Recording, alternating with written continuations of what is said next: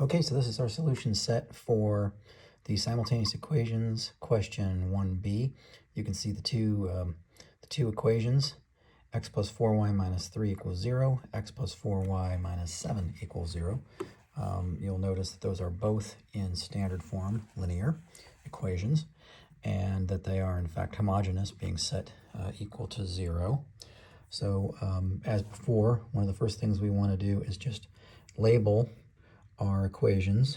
In this case, we'll label the first one A, we'll label the second one B, and then we note straight away that if we simply negate the second equation, we can subtract it from the first. So we'll just repeat, for convenience, the first equation, 4y minus 3 equals 0.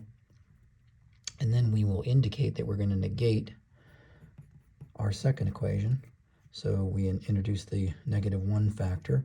We multiply that out. We get negative x minus 4y plus 7 equals 0.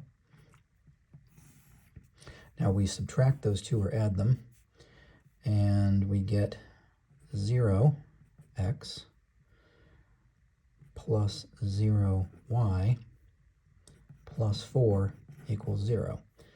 Now, we drop the simplify, getting rid of the 0x and the 0y, and what we simply have here is what's called an inconsistent statement. 4 is not equal to 0.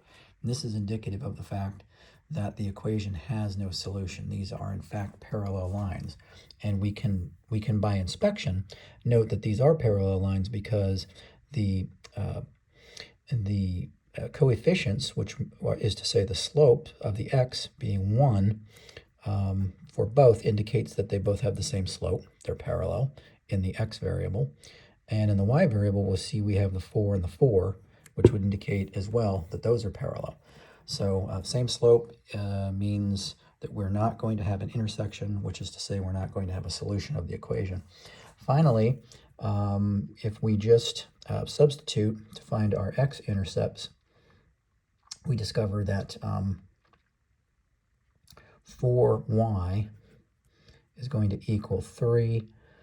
We multiply that out in the first equation, or pardon me, we divide that out, and we get a solution for the y-intercept at 3/4. Doing the same with the second equation, the b equation, we see that we get 4y equals 7. Dividing out by the 4, we get y equals 1 3/4 for our x-intercepts. I'm sorry, our y-intercepts.